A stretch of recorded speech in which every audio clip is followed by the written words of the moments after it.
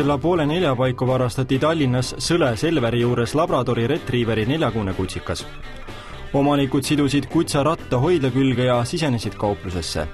10 minuti pärast naastes oli koerahakatis kadunud. Selline retriiveri kutsikas maksab Eestis 10 000 kuni 12 000 krooni. Soomes maksavad nad 1000 eurot. Aga 500-ga lähevad koerad Soomes ka ilma paberiteta kaubaks. Nii et must turg on täiesti olemas. Piiri ületades ei küsi keegidelt koera kohta ka dokumente. Lõpuks saab aga retriiveri ka Eestis mõne tuhandest kiiresti rahaks teha. Me olime täiesti hängistuses. Läksime politseisse, tegime avalduse. Politseiametnikud olnud väga abivalmis ja viisakad. Paraku koera leidmise suhtes oldi üksjagu kahtlevad. Politsei ütles, et selle nädalal on juba 4 koera siit kandist ära varastatud. Kõik poe juurest, jah? Ei, üldse siit kandist, et ei olnud poe juurest, näiteks säästuke eest või erinevatest kohtadest. Kutsikomanikud ei jäänud aga niisama passima ja asusid koerakest otsima. Videot meile kahjuks ei näidatud siin poes, et me pidime sõitma G4S peahoonesse ja seal hakkasime me lahinal nutma. Me olime täiesti hüsteerias, kui meile öeldi, et me ei tohi seda teile näidata.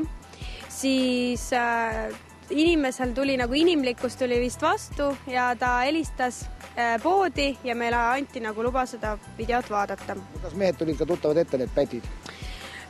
Jah, meile tuli tuttav ette see, et Puhangu 4 maja eest sellised mehed jälgisid meid ja ilmselt nad tulid meile järgi. Rutil vedas ja retriiveri poiss Päris on kenasti kodus tagasi. Loomale paigaldatud kiibist oli palju abi.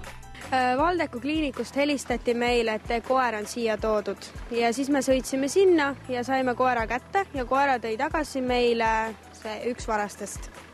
Mis see varas rääkis ja mismoodi ta välja nägi? Varas ajas väga segast juttu. Kõigepealt ütles, et ta sai koera venna käest Tehnika tänavalt, siis ta ütles, et ta sai selle Sõlest ja ta nägi nagu pool narkoman välja, et ta ei olnud nagu väga siukene korralik inimene kindlasti mitte.